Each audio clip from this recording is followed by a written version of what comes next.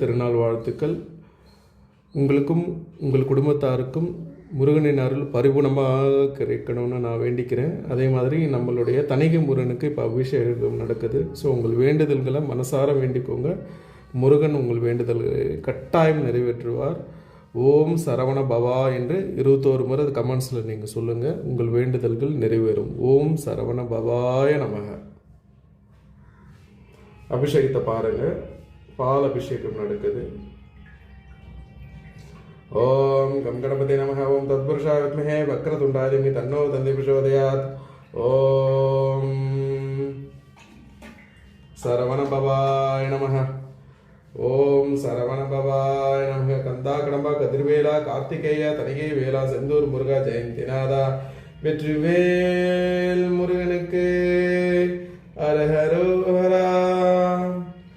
ஓம் சரவண பவாய நமக. ஓம் சரவண பவாய நமக. ஓம் சரவண பவாய